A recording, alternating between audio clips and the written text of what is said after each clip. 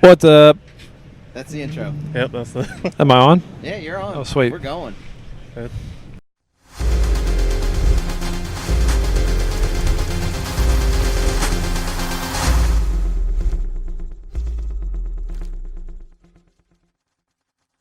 Tired of screwing up, tired of going down, tired of myself, tired of this town.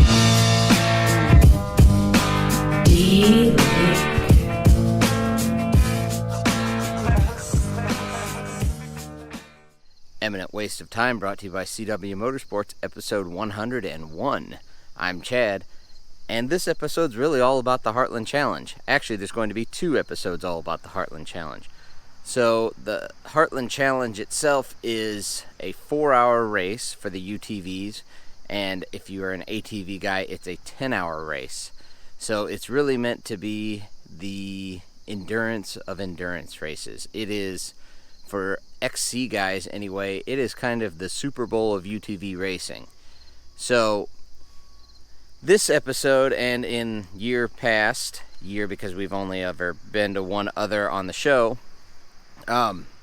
we interview the drivers before and we interview the drivers after, see how their race, how they think it's going to go and how they think it's going to, or how it did turn out after the fact.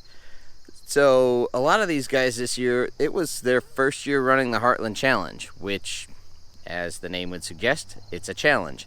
And unlike a normal UTV race where you only have an hour or an hour and a half race, there's not a whole lot of strategy. You can kind of push about as hard as you think you can keep the machine together for that time.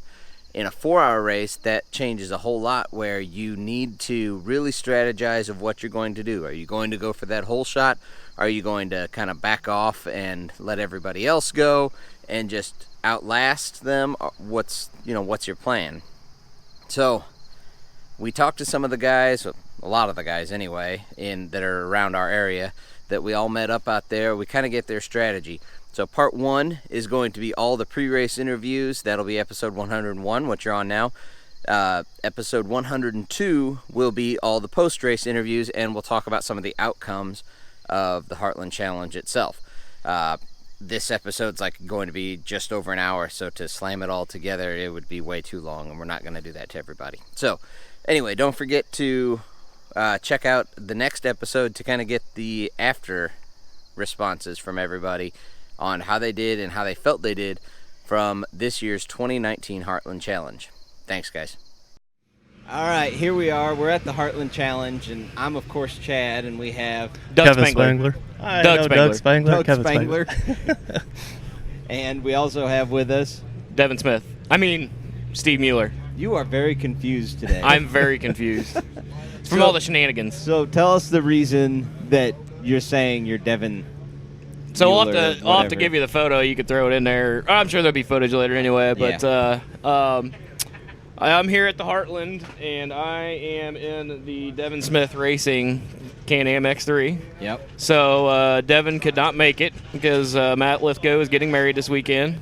So I don't know. Congratulations. Congrats there, Lithgow. Congratulations. Yeah. So I got clear back in June. Devin just hey, you want to drive my car at Heartland? And I was like, whatever. Absolutely. Well, it became real fast, and so we've been secretly planning and working together since about then, and I'm in his car tonight for the Heartland Challenge. So you got to take it for a little spin and do some test and tune, basically. You didn't tune anything. Yeah, so seat time. Yeah, basically just went in and broke in a new belt on it at the house, and it was interesting. It was fun. It's definitely different than this is my first time I've ever drove one. Period. Yeah. So not even in and out of a trailer. So it's just different.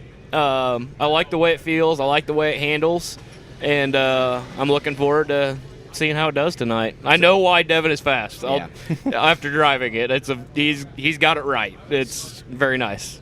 So before we get to the Heartland stuff, I do have a question because you're one of the few people who can compare the Pro XP to the X3. Yep. Now this is a modified and tricked out It's one. the cream of the crop. Right. Yeah. But kind of give us a compare and contrast. I would say if the Pro XP was lowered just like, we're all used to in an XE car. My personal opinion from driving both now is they are going to be very, very comparable. Okay. Yeah. Ignore the impact noises being on. That's fine. So I can't wait to see how they do once we get them out here and get them racing. Yeah. So very comparable, I think. That's my opinion. So, Spangler, you got any questions for him before we get to his Heartland strategy stuff? No, just waiting on your wife to get done with the food. Oh, yeah, we are eating before, aren't we? I didn't even think about it. Yeah. While we're doing our quick pit stop, grab and eat. Yep. Throw a burger in there and go. Yep. So, what is your strategy? Because your normal car, your normal Polaris RZR Dynamics that you run, you're on 29s. You've built it to be a survival car. That's. I mean, we all know that. You don't try to be the fastest person on the track. Excuse the quads. But you don't try to be the fastest person on the track, but you built it for a survival car. Yep. Devon's is built well, but it's not. It's built to be fast. Mm-hmm. It's not weak by any stretch, but it's just it's built to be fast. That's Correct. what he's built it. It's a fast race car. Yep. So what is your strategy going in, especially it not being your car? I think it's part of the reason why he asked me and allowed me to take it, because he knew that I wouldn't just go out and beat it to death, I think. But my strategy at this point is I'm going to go out. I need to definitely get a good feel for it. So I'm going to take it easy. I'm going to try to get a fast start. I want to try to get out front. They have gotten a lot of rain here recently, so the dust I don't think is going to be a big factor. But out in the open areas, I think it is, because the sun's had the chance to bake it. Yeah. But I want to try to get out in front of that. I want to get a fast start, but then I'm just going to try to take it easy for a few laps, get a good feel for it, and then I'm going to start trying to get a little bit faster, a little bit faster, and a little bit faster, and see if I can't survive, but also be fast at the same time, faster than I'm normally used to, and see how we end up.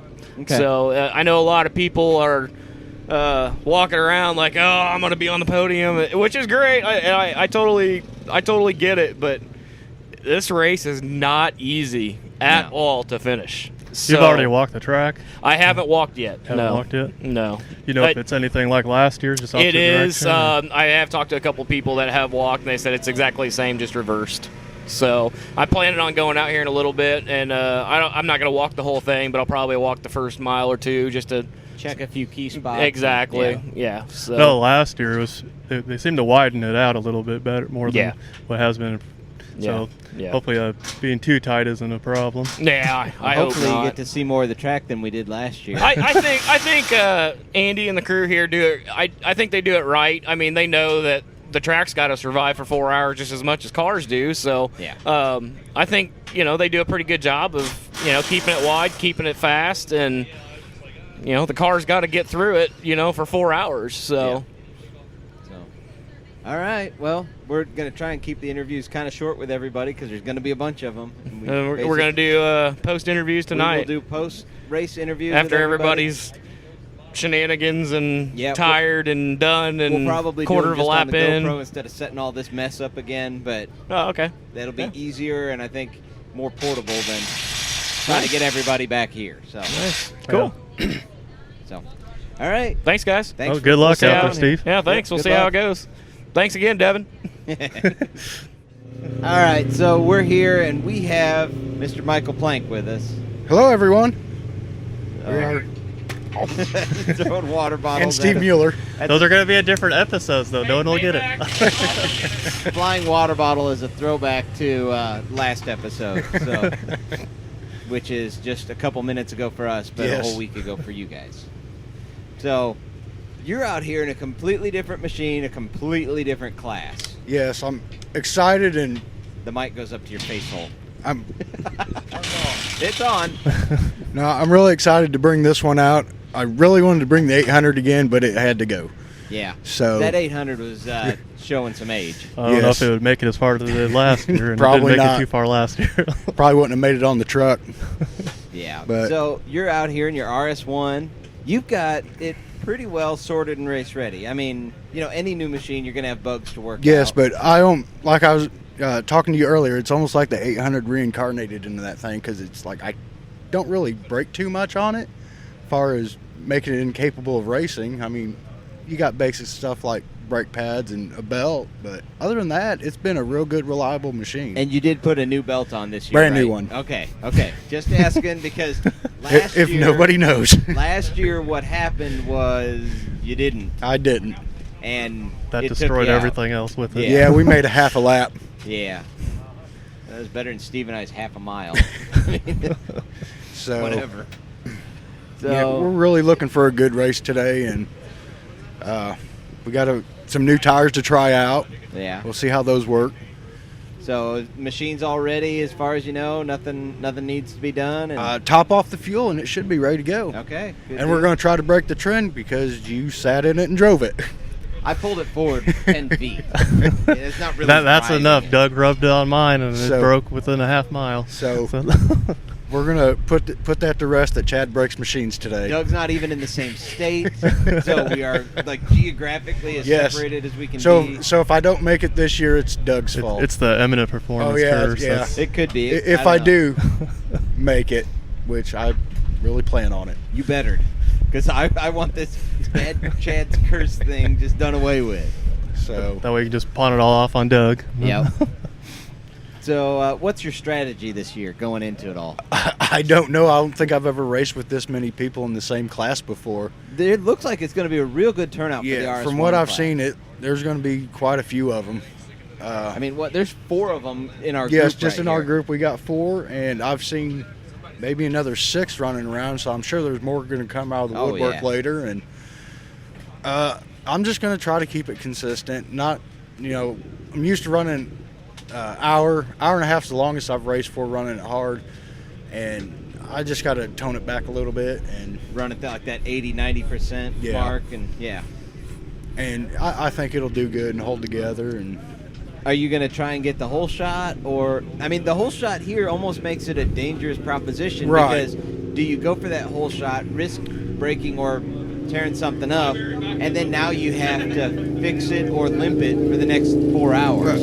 unlike the 800, Or get stuck behind I think everybody. I've only gotten the whole shot in this machine once. Oh. So Is it's it, not is it typically not a quick starter for you? no, especially 2 weeks ago when I didn't start it. Okay. No, Things happen. it's not really. Yeah, I haven't set it up to try to get a whole shot or anything. So we're just gonna go out, start, see what goes on the first lap, and go from there. All right. Spangler, you got any questions for him? No, I was thinking about co-driving, but it's kind of hard with the single seat. I might hang off the back or something. You but have a lot of your parts on his machine. We're definitely gonna put them to we the got work. basically everything on there Yeah. for the RS1. You did the A-arms, the cage, Bumpers, the tree kickers, the bumpers. I mean, Radius rods. radius rods, about yeah. everything.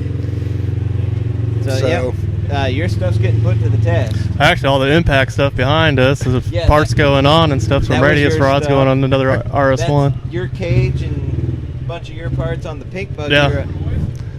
Big, Yep. That's the Yahoo Kevin's stuff. getting used today. Yeah. Your stuff's getting tested. oh yeah, we got Jason Hatcher has his out here again. He's got pretty got- much most of our parts and stuff. Yeah. Mike has it. We're putting stuff on Alan Burton's RS1 right now. Was he stock radius rods? Yeah, he is running stock radius rods, and I had some sitting there off of my machine actually. So part of my machine is here. So It's here in spirit anyway. yeah, So. and then everything on cams. Once CW built it up and stuff, they kept most of Steve's old stuff on there, and Yep. we got that, and then got some stuff on the 800 for Rob Zadell. yeah, rods, Yep. and then so we got plenty of stuff. You're represented well here then. Yeah, That's good. So hopefully it's like no suspension breakage from all those people listed. yeah, Everybody hopefully else not. breaks. You'd think we could get one of our cars under his tent. Yeah, no kidding. I don't know about the 10x10. Right now we do have Devins under there, but Yeah. he needs to get out of there. He does. So what you guys can't see is we're under the CW Motorsports tent. Spangler's got his tent here. And we're taking up a good, 40, 50 feet here in Mhm. Then we tent got- space. So, We got 1, 2, 3, 4, 5, 6, 7 cars sitting up here. yeah, Then we got rods in the back, so seven we got plus 8. Rob, so 8 Well, I know a cars. couple of guys are on their way from Yeah. Andrew and Okay. a couple guys from his group. So Yeah. So we'll be represented well here, I think. Yeah. We'll be pit central for a lot of guys. So, all right. Well, Mike, we just wanted to get your pre-interview and why you're all cheery, and then hopefully you survive everything and the curse of Chad goes away and get you dirtier and on the next well, I one. appreciate it, and like we said earlier, or I guess it would be last episode now. Congratulations on the 100th episode. Thank you. And just keep churning through them. Yeah, Keep causing brain damage. I actually to went back people and listening. watched some of them to see how many episodes you guys were shooting for. Oh, So I had to go back pretty far. Did we set I think it started at 7 and then went to 30. Yeah, I we think blew something like right that. past You guys that. talked about it Like, once, and right past that. it was so- 30 or so. And Yeah. All right, my interview's done. You all done? Yeah, I'm All right. done. Well, good luck out All there. right, thanks, All right. Chad. Thanks, Kevin. Yep. All right, we're with Cameron Mapes. So, how you doing? Good, how are you? Good. You ready to Great. race? Something like that. Getting ready.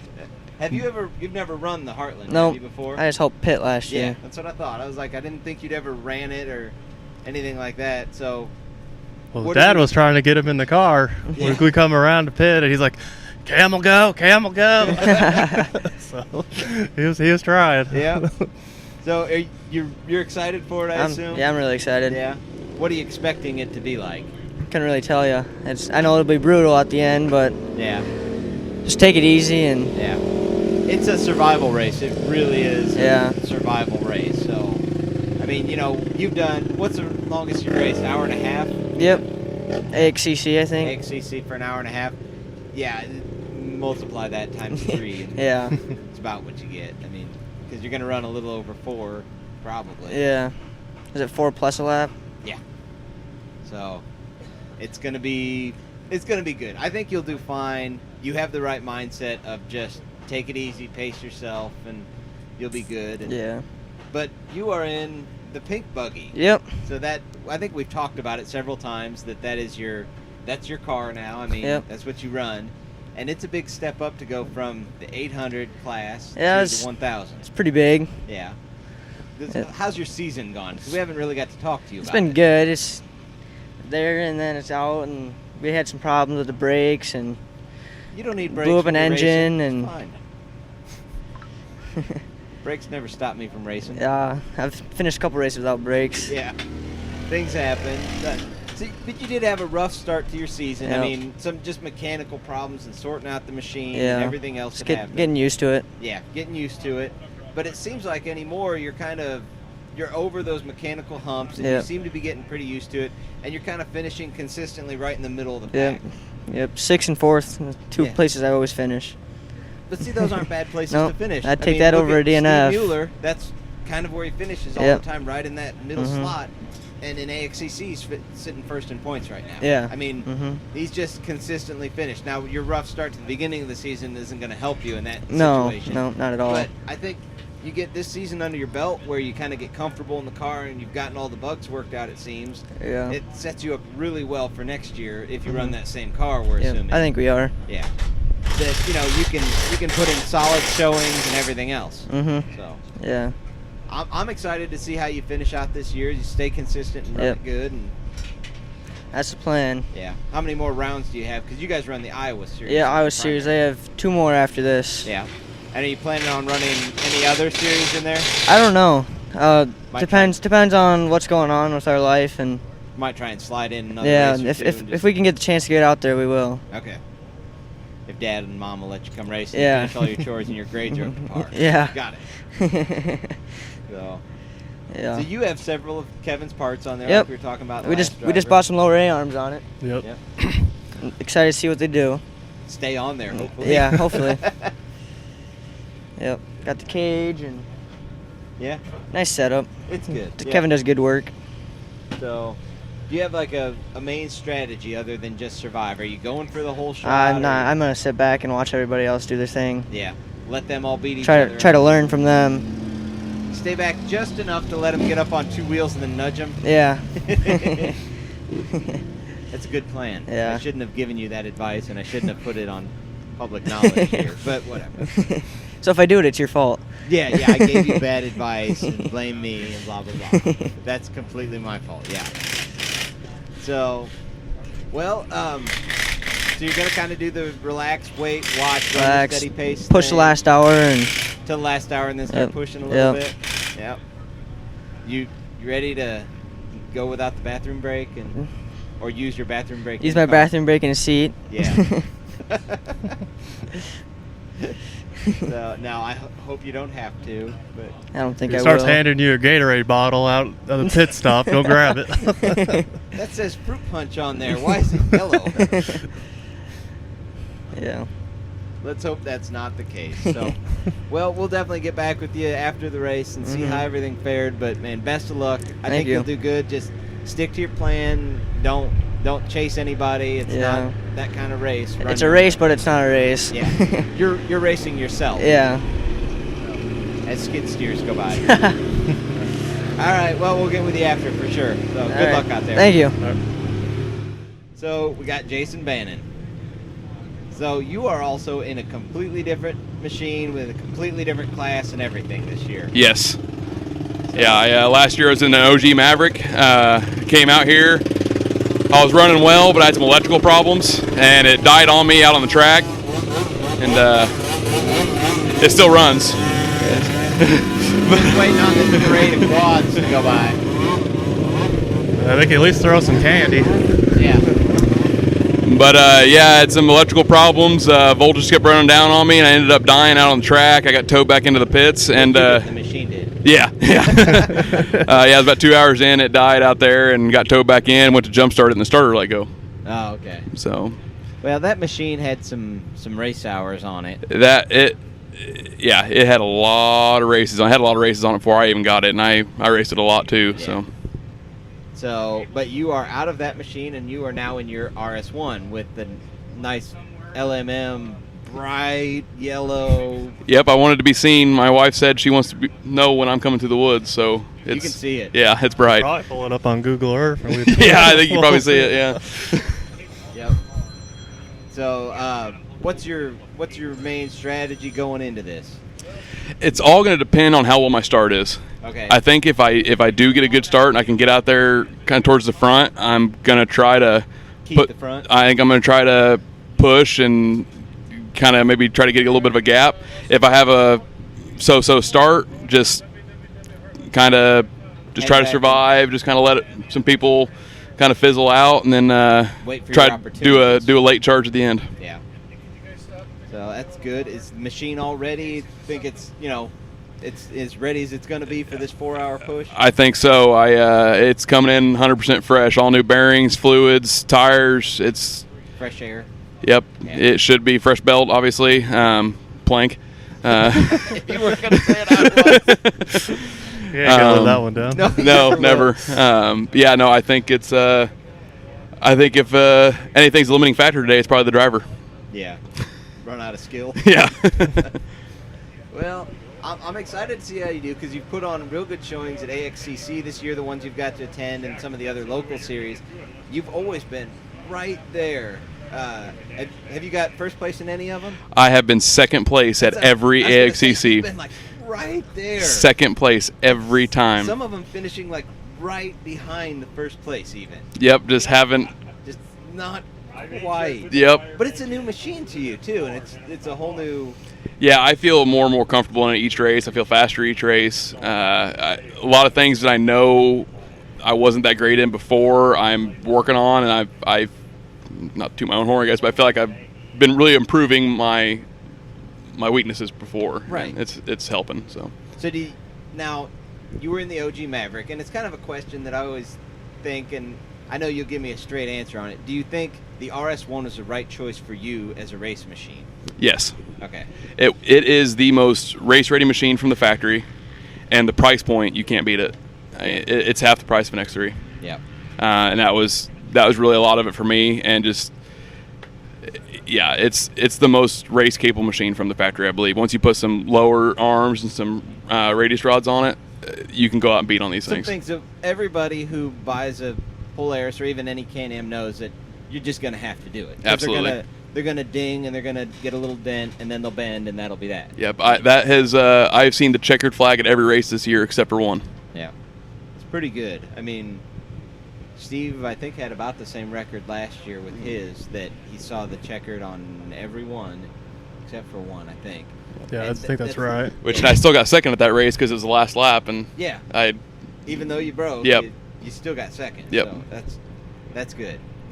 So Spangler, you got anything to ask him or questions or? Have you walked the track yet? I walked a little bit of it. It's the same thing as last year. It's wide open, up a hill and down a hill, then up a hill and then down a hill, and then up a hill and down a hill. It's. I didn't want to tax myself walking all 6 miles or whatever. That screwed me last year. The section we didn't walk is where I got lost. So did everybody else who followed me. You'll have that. I'm hoping these pro guys will blast the lines out for us pretty good so we can see them. So dust them off nice. Yeah, so it shouldn't be. Yeah, it's all stuff we're used to. So good deal. Well, man, we wish you the best of luck. I really want to see what you do out there. I know you're going to be battling, like we said, several other local guys here. We've got a hot group of RS1s right here from the local camp. We really do. I really enjoy watching the RS1s, and it is on my short list of machines even to maybe pick up in the future because, like you said, the price point and what you can pick one up for and go race with is hands down the best value. Oh, yeah. You can find lightly used ones like I did for, half price of other machines. You can get them really, really reasonably priced. Yeah. No, I fully think they are the best value for a racer, and you're keeping up for the most part with the big high horsepower turbo machines. They may pull on you a little in the wide open sections. Depending on the track, I'd say I don't want to say we have an advantage, but it's definitely not a disadvantage. You get to some real fast tracks like out here, the turbos are definitely gonna have an advantage. But some of the local races, I would take my machine. Yeah, it's you get in the tight woods, the throttle response these NA cars have is insane, and no turbo lag, obviously. I can pull an X3 out of a corner, no problem. Once its turbo gets spooled up, he's going to start pulling. Yes, but coming out of a corner, I've got it all day long. Right, but I've said it many, many times. A little bit that I've been in them, I love the fact that you're sitting in the middle.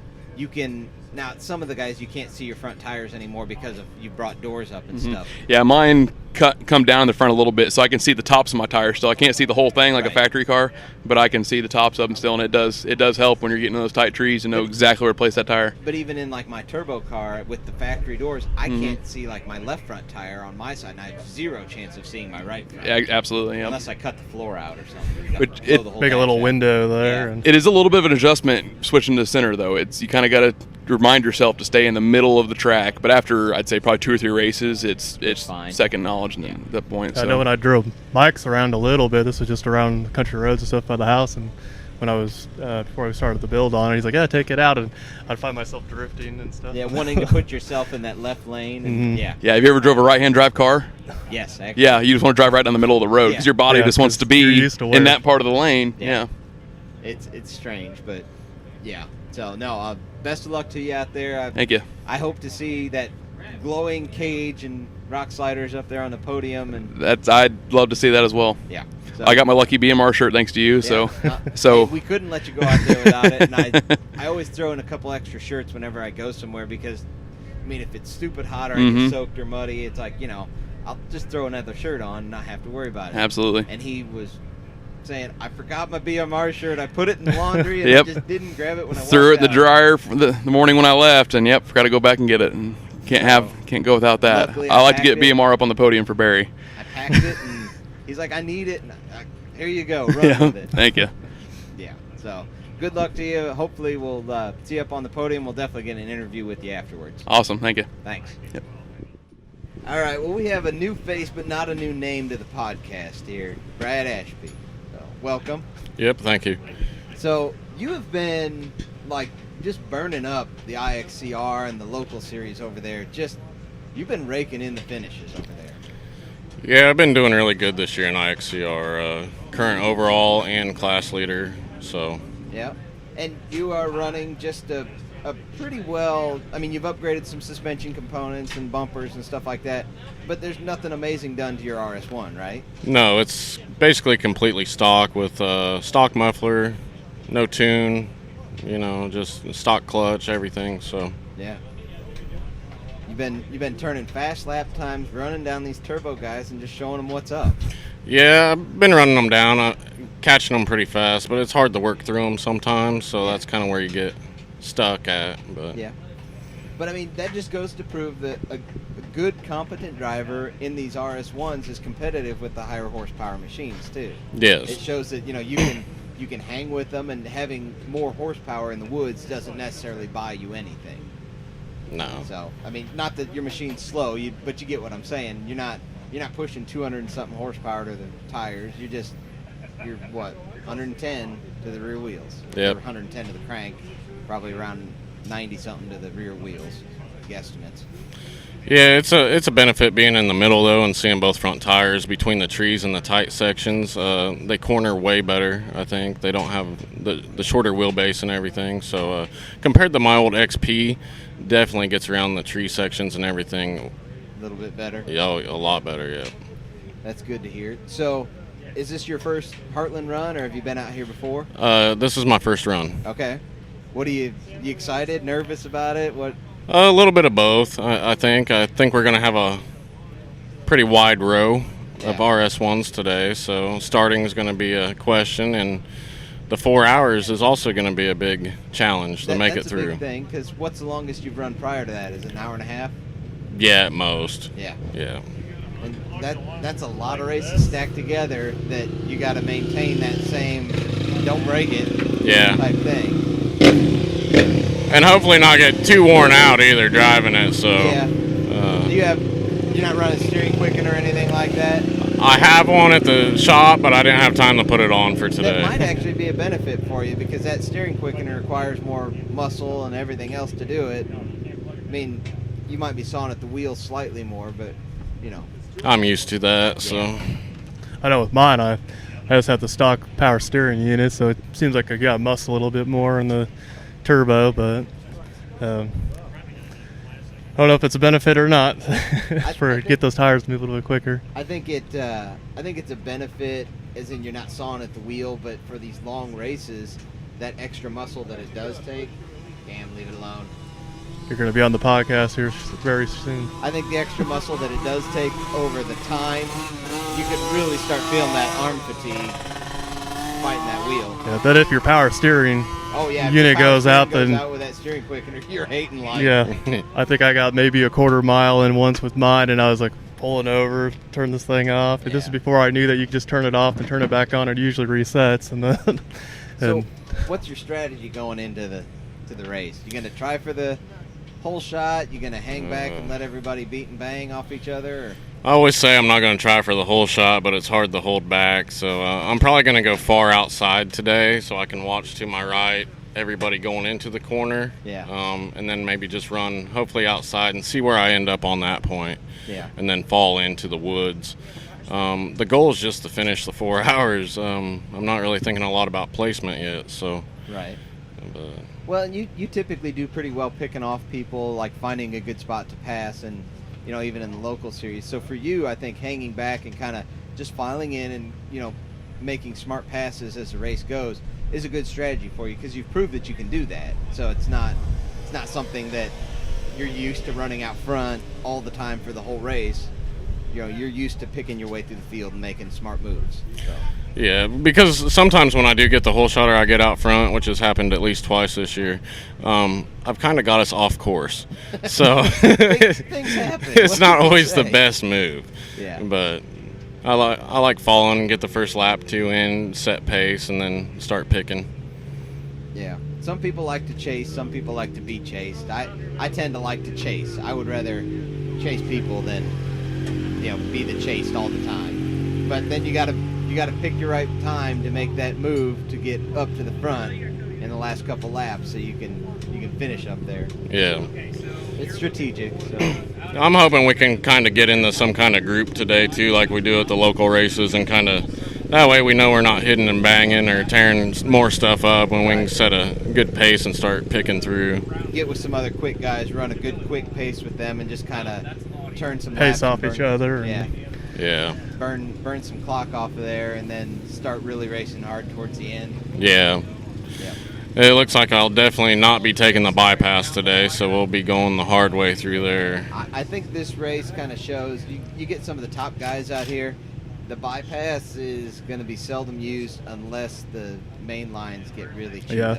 I know last year I took the bypass the first lap because I figured let everyone else knock everything over. And that's usually that first lap. Is it seemed like everyone gets bunched up there. Yeah. Like to bypass the first lap, then usually by then everyone plowed through everything and kind of smoothed it out as a little bit, and then I hit it the rest of the time, and it didn't slow us down at all. Yeah. So yeah, you're probably not. as long as you don't make a bad line choice or something, then you're usually fine on the bypass. Or not the bypass, but the challenge section. Yeah, I'm just worried about the tires lasting because, like the last IXCR race, I trashed all 4 tires quick. I mean, that was an hour. I got to go 4 hours. Yeah. I mean, I have the spines in, but they're broke down a little bit. I've been on them all season. They're getting to that point because we're 3/4 of the way through a season now. At this point, it's stuff's starting to wear on that as far as your spines and all that. And I don't plan on buying a new set till next year, so. Right. You should be able to get through it. It's just going to be, drive smart, survive it, and race hard then the last few laps and get around some people.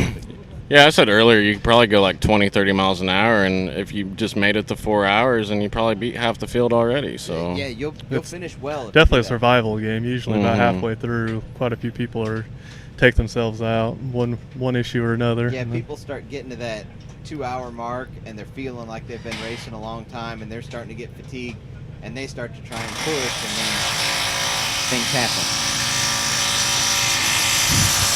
It's all right. Spang's fab parts are getting put on, so we're good. We're good.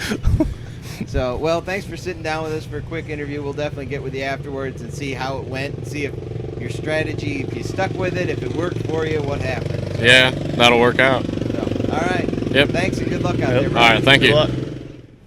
So go ahead and introduce yourself, because I don't know that we've even necessarily mentioned your name on the podcast. I'm Alan Burton. I started this last year. Cody got me into it, convinced me for months to come race. So I said, screw it, went and raced one day. Ended up going to KZ, got first place in the 1,000 class, and I've been hooked ever since. So you were in a 1,000, it's just an XP, right? It was just a bone stock XP. It was a Ride Command edition. I had it set up to go to Kentucky and ride trails. Sure, I mean, nothing. I didn't even have rocks. I didn't even have bead locks or anything. I mean, I was running just bone stock machine, basically. And you did good. I think I was 10 minutes ahead of second place in that first race. Granted, the field's a little bit different in the races now compared to then, but still, it was a way of getting stuck to it real quick. Yeah. So. First race and you got hooked. And yeah. So it always seems to work that way. You do really well like your first race, and then it's like, at least me, I went downhill quick. Yeah. It wasn't good. That's my first race ever in the Terra-X, and I won that. Then I was hooked, and then more and more people started showing up. And then downhill quick. Yep. That's how it goes. But now this is your white RS1 directly behind you. Yes, that is mine. Actually, me and Cody and all his guys at his shop built another 2-seater. I had got rid of my Jeep that I used to have and bought another 2-seater XP NA car. Yeah. And we built it, and then I have a buddy that's a dealer, and he ended up making me a hell of a deal on the trade, so I went to a single seat. And I seem to be liking it. Yeah. Mm-hmm. It's a whole different buggy compared to just a regular 1000. Yeah. I mean, I love it. Like I said, I've only raced it once, but we'll see on this 4-hour race how it does. So. Yeah. But you did good at your other race in it, didn't you? I got 4th out of 6 or 7, I think. Yeah. I was in second out of I was in 3rd out of the whole shot, and then I ended up falling plank, and we made the wrong turn. And then Bannon, and Bannon ended up passing us. So I dropped back to 4th, and he was in 3rd, and me and Plank ended up battling the whole race. We were back and forth 2 or 3 laps. He was in the lead, I was in the lead, blah blah blah. But it felt comfortable. I felt like I was back on a quad or something where I could see both front wheels. But that machine had like 0 miles. Like you rolled it off the trailer. It had 22 miles of just me driving it around just the back roads of my house. Yeah, like no race time, no seat time, nothing. I mean, I literally built it 2 weeks before and went and raced it. Yeah. Because when I put the 20 miles on it, it was literally, I bought it from the dealership and I rode it around. Yeah. No performance parts, no nothing. I mean, just bone stock. Yeah, you weren't pushing out there, really. I mean, you weren't. I mean, I was just cruising around with the kids and stuff getting like the that. feel for it. Yeah. But, no, I love it. Like I said, I couldn't be happier with the RS1. So. Yeah. I love them. I mean, as little bit of time as I spent in them, I absolutely think they're great. When they first came out, I really had questions like, who's really gonna want one? Yeah, and that's about with all new machines. Everyone's Yeah. like, depending on what's the difference and stuff. And so now everyone's switching to them. Yeah. So this is your first Heartland race. This is my first Heartland race. I've never been up here. It's definitely something to see. Yeah. We walked a majority of the track, and I mean it looks pretty similar to what we're used to. But Right. some of these challenge sections they're going to be challenging. So Now, they don't knock them down. They look rough, like standing there, walking up and looking at them. Mm-hmm. But the machines will kind of level them out a little bit. And that's what everybody's been telling me. Yeah. Like I said, you look at it and it's like, holy cow! How Yeah. how am I It's going just to get gonna across rip my it? machine apart. Yeah, that's I had Kevin bring me some radius rods because that was the one thing I forgot. That's the And- impact noise everyone's been hearing. Yeah, the those noises going has on been and from off. me and my guys trying to get everything ready. But I just looked at it and I was like, man, I thought I was going to be all right with just maybe limping it through with stock radius rods, but. Kevin came through and brought me some used ones that'll hopefully at least hold up for the race being. So they'll be fine. I don't think that'll be an issue. But so, little excited, little nervous, ready. I'm excited. Like I said, I am nervous. I always get nervous before the races, and then once I strap in, it seems like everything just kind of clears out, and then you're good to go. But it is a little nerve-wracking. 4 hours of just pure abuse in a machine I'm sore after a normal race, so I can only imagine. Don't think about it. Just don't think about it. And I'm going to try to Ironman it as much as I don't have anybody set up to drive another. I can drive. I brought my stuff. Might have to. Like I said, I figured don't I'll have bring any it just in case someone needs a co-driver or switch out or something. And no, like I said, I have. I'm gonna try to do it myself just to say I did it. Just more or less just a notch in my belt. Even whether I first, last, middle of the pack. Don't really care that much. I just want to finish it. I want to be able to say I went to Heartland Challenge and finished it without any problems. That's a good goal. I'm not going to shoot for the whole shot. Yeah.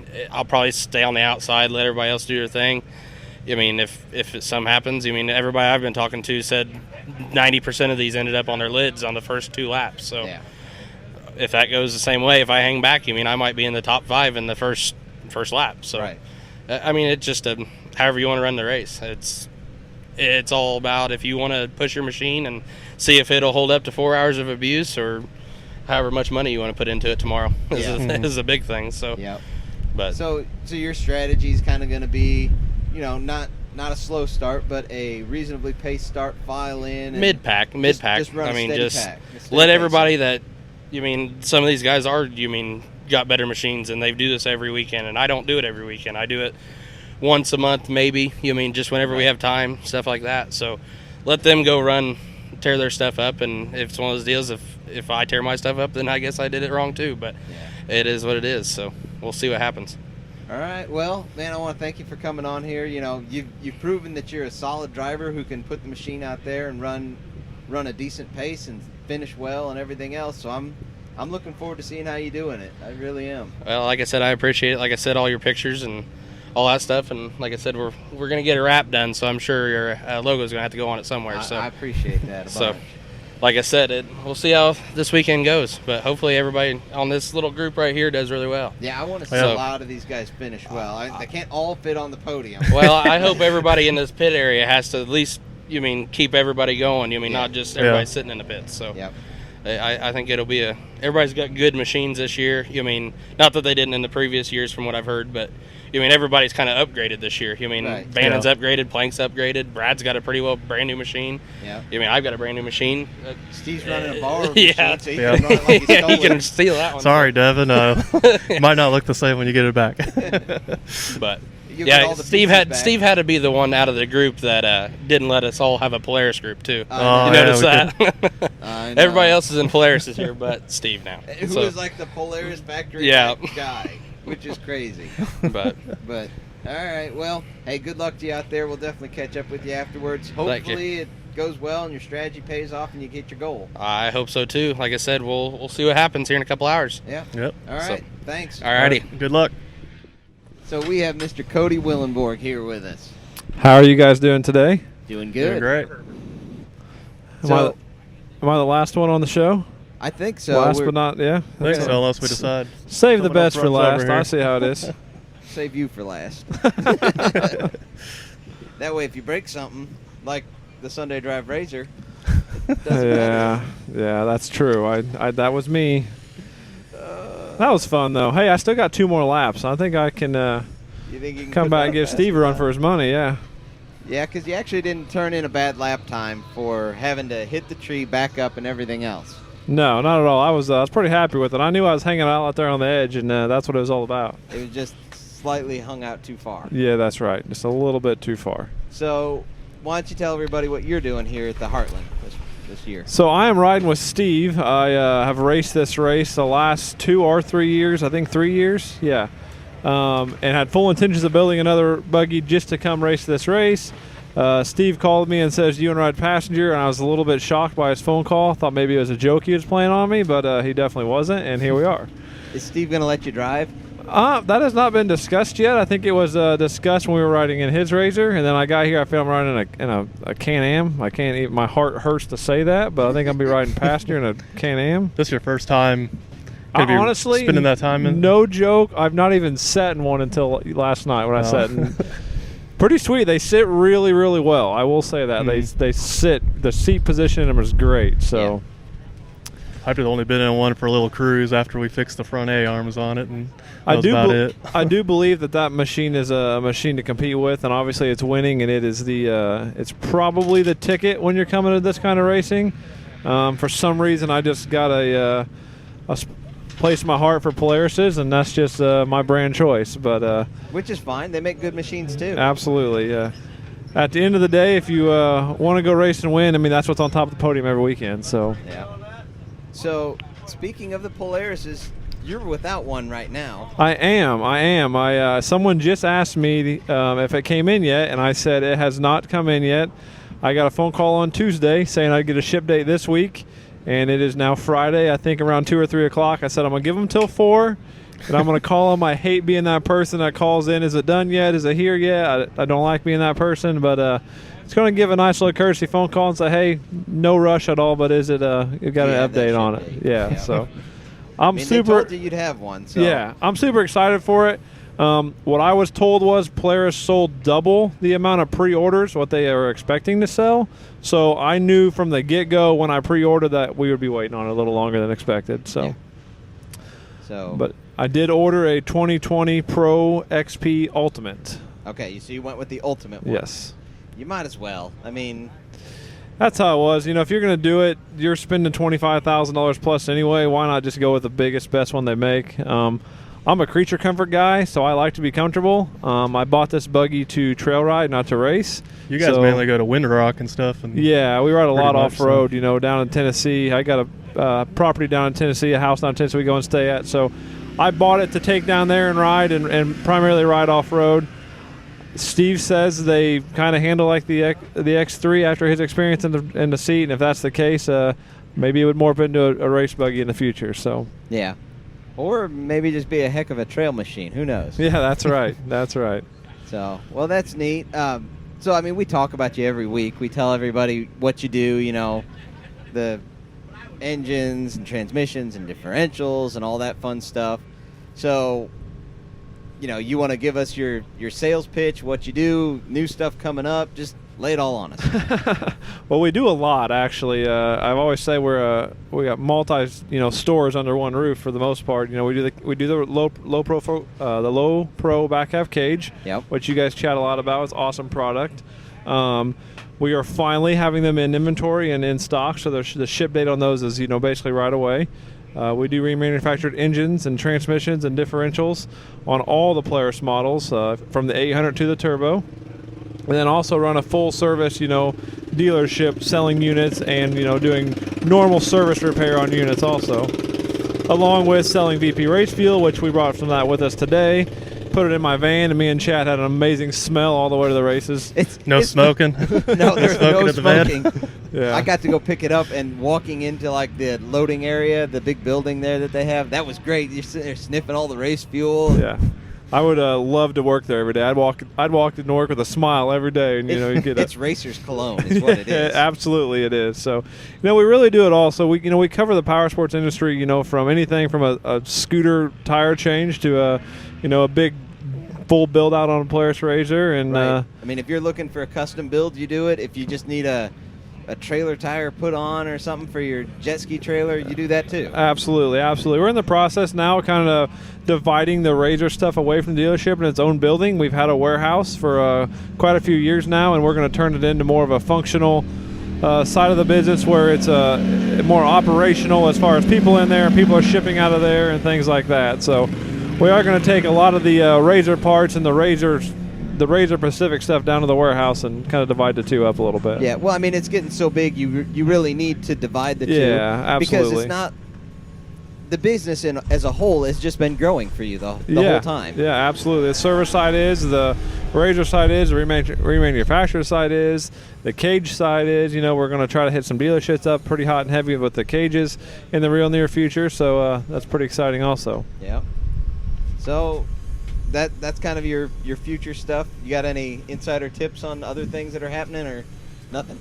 I got a little cat in the bag. I don't know if we're going to let out just quite yet, but I guess if you give me the thumbs up, I can share the news. But I think we're good. I think at this point people would have known when this actually comes out. So Chad is actually going to come work for CW Motorsports. So yes, Chad will be a new employee of mine, and that's something we're looking really, really forward to. So our internet, know what he's in for.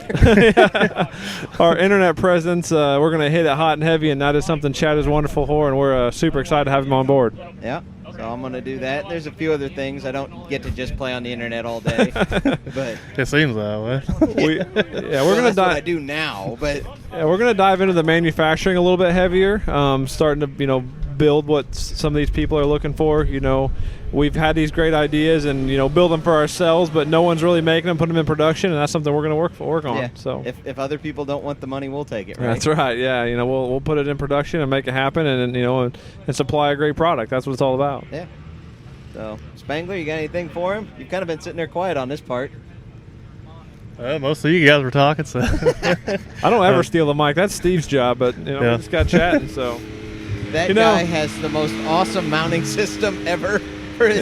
So what you guys couldn't see behind the camera is an X3 just drove by, and to hold his 14-inch light bar on, he probably had 8 zip ties. Yeah. It was just zip tied to the roof. Big fat zip ties. I'm really looking forward to this race. We kind of talked on the drive up here this week that this is like the Super Bowl of side-by-side racing. So, Spangler, you've been kind of behind the scenes this year, and you got some stuff going on, and you come out to this. It's just a race you don't miss. I mean, everyone will be here. That's what it's all about. Yeah, and Kevin offered to. He's going to help me video everything because there's a ton to capture here. Which is going to be very beneficial. Thanks for doing that, Kevin, because that's awesome. I appreciate it a bunch. So, put their own flair on whatever it is and capture whatever, and we'll edit it in there. And I can't say thanks enough because I look at it like I have so much that needs captured, and there's no way I could get it all. And we got people like you stepping up saying, "Hey, I'll help in any way I can." Yeah. And they got some rain here, so that's going to be a huge plus. Yep. I've never ran Heartland when it wasn't a dust bowl. I can already tell you with the sun and a little bit of wind we've had today, there is going to be some dust picking up, though, in a few areas, but in the woods it ought to be real good. It shouldn't be like the dust that hangs and makes it hard to see. It'll just be a little dusty. Yep. And there's enough of a breeze, too. It should blow it off the track. Exactly. So we're in a little bit different pitting position than we've ever been. That's going to be a little bit different. I kind of like it. We're kind of we're at the end of the long pit run. Yep. It is. So I don't think it's bad. I think it'll actually be pretty good. Yeah, absolutely. So I'm looking forward to it. Part of me, I'm going to go out and I'm going to get a lot of pictures and video right away, and then I want to come back and help pit. And I want to do that. That's the pitting is the excitement part. I broke last year, and I spent quite a bit of time in the pit getting it fixed and back out. And this is the adrenaline and the excitement in the pit is just about as fun as out there racing. So, just the footage that'll happen in the pit area, and that'll be the stuff to watch, guys. Yeah. That's a good time. That'll be good. So, all right, that's about all we got for you. So hey, thanks a lot, man. Thanks for having me. Yeah, thanks for good coming. luck, Kevin. Yep. You're on. All right. We are ready to go. So. Good deal. Jason Hatcher, welcome back. Yep. We just said it's been a year. Yeah. So you did really well last year at the Heartland Challenge. You were running right up front there with everybody. So top 3, I think. I was in second when it all came to an end. Yeah. I didn't know which place you were. It was, because Well, that's what it said on the board the last time we crossed the Okay. line. It said second place. Yeah, you were running a solid race out there, throwing down with the big boys, and you had unfortunate luck. Yeah. Right?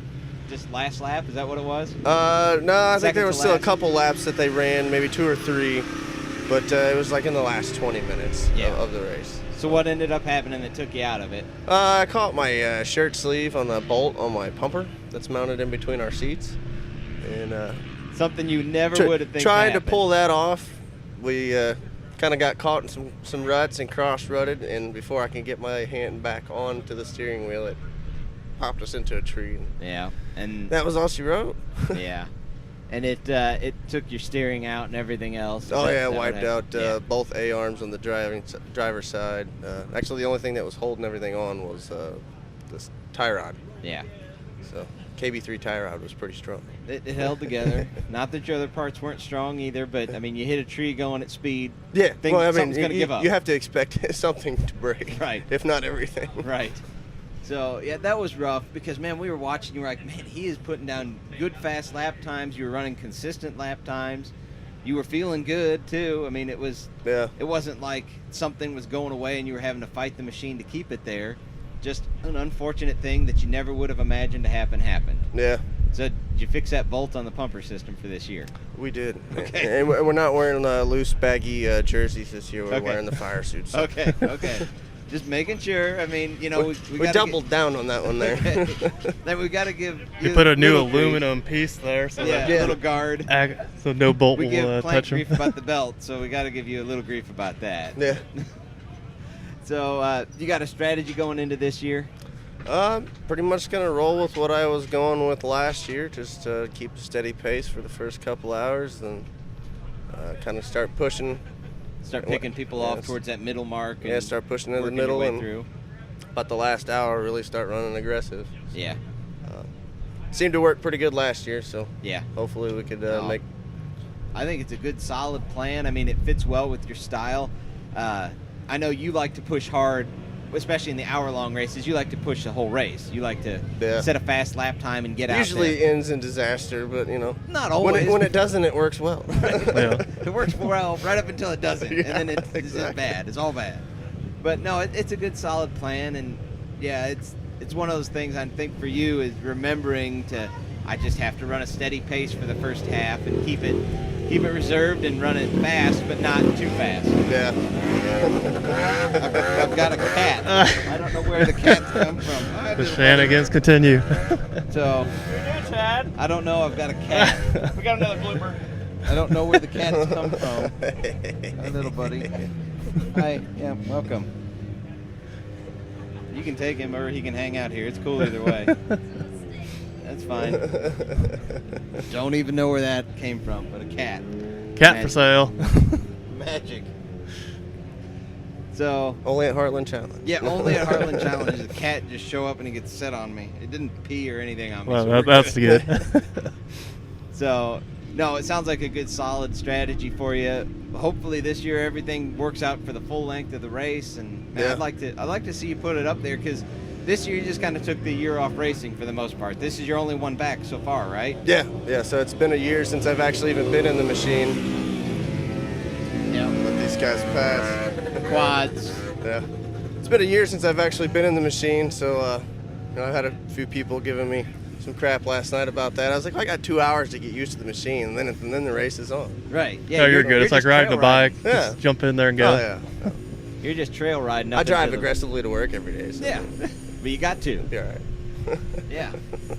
So, well, good luck to you out there, man. I'm looking forward to seeing how it all works out for you. Hopefully it's real good. Hopefully you put on a good showing. And this will be our third year out here, so third time's the charm. Yeah. Hopefully we'll I'd put it like- on that podium this year. I'd like to see, you run strong and then you get past that 20-minute mark that took you out last time, and you just finish out the rest of the way you're planning, and everything goes great. So Yeah. that's what we're wanting to see. That's what we're hoping for. So, all right, well, thanks for coming on here, and we'll Yeah, talk thanks to you for after having the me. race. Yeah, good luck out there. Have a good one. So we've got another guy here who we've talked about a little bit, but you've never been on the show, never. I've commented a lot on your Facebook site, but really haven't really talked to you. No, this is the first time on that. Yeah. So a long-time listener, first time First time caller, I guess, right? Why don't you introduce yourself to everybody? Tell us what you run, where you're from, all that fun stuff. All right, my name is Rob Zaydell, and I'm from Coatesville, Indiana, and I'm run 2 different machines. I'm currently running a YXZ 2019, and I've been running a 2013 Polaris RZR 800. Okay. So, That's and a I'm big running difference there. and I'm running their 800 this weekend. So yes.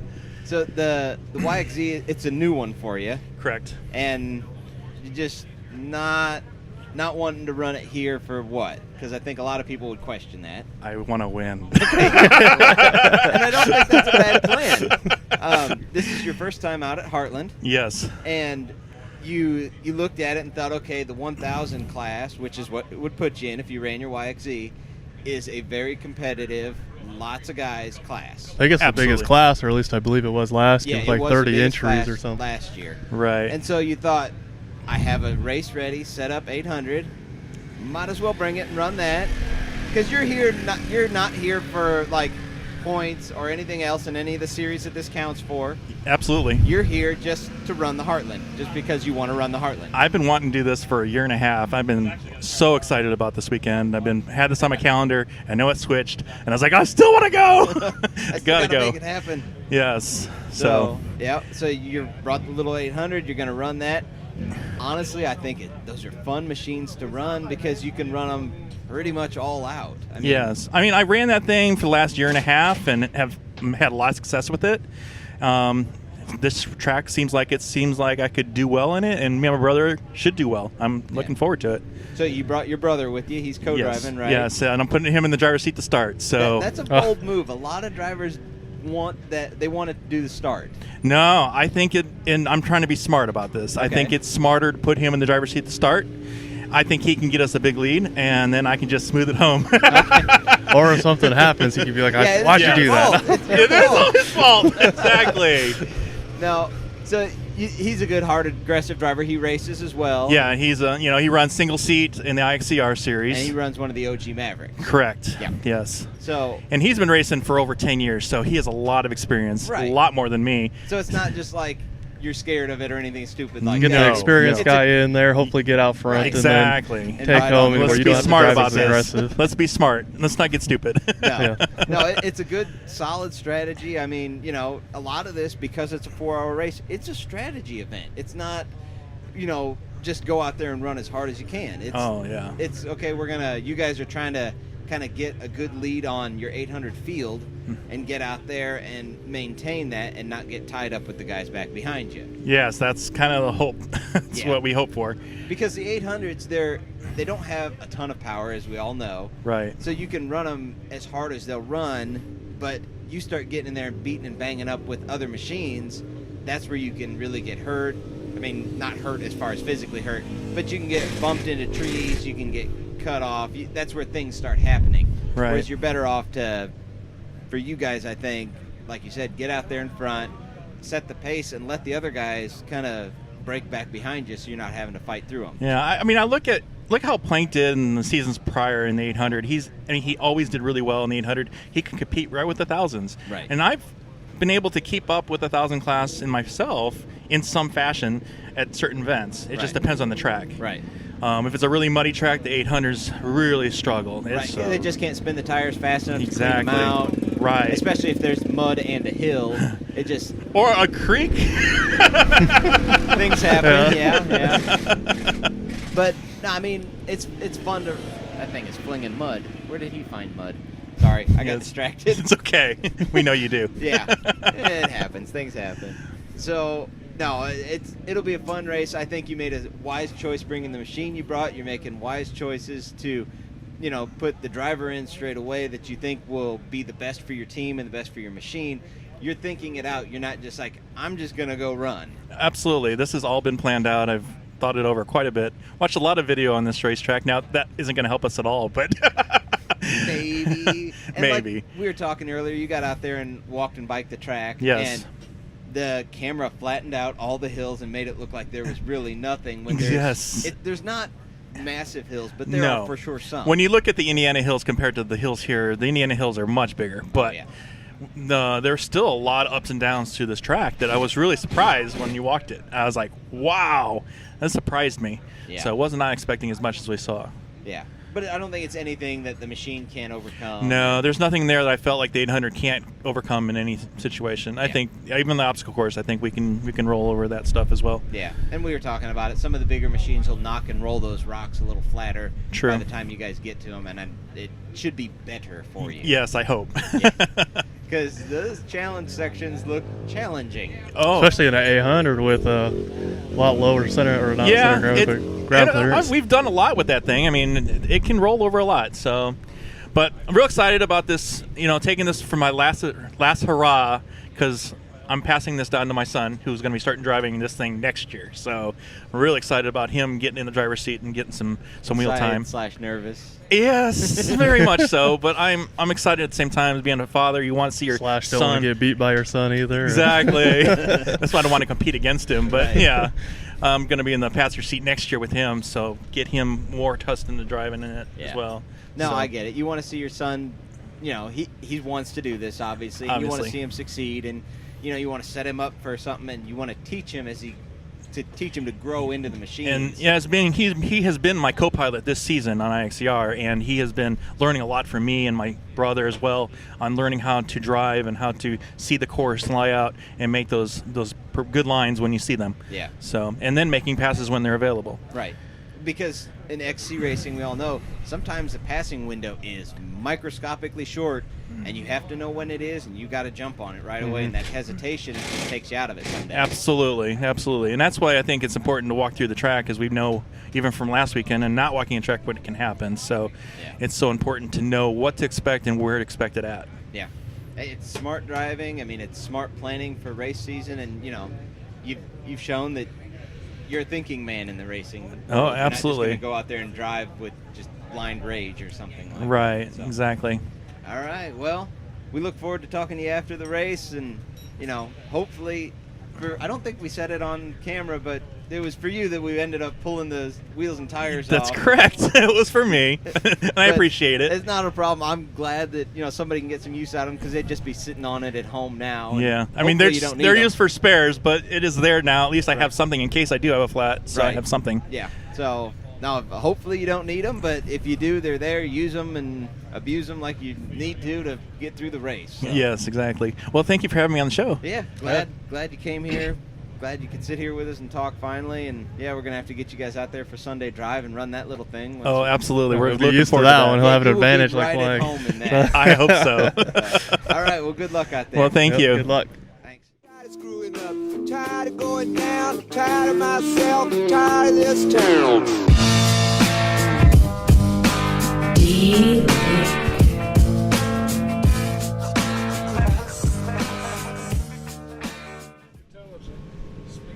Yeah, speak smart. Put your hand on sideways there. There you go. Make sure you drool on yourself. Pat your chest with the side of your hand and try and bite your ear. That is on camera. So. We never stopped recording. That was great. Oh, you baited up good. Yeah, look at that. That's how my race is going.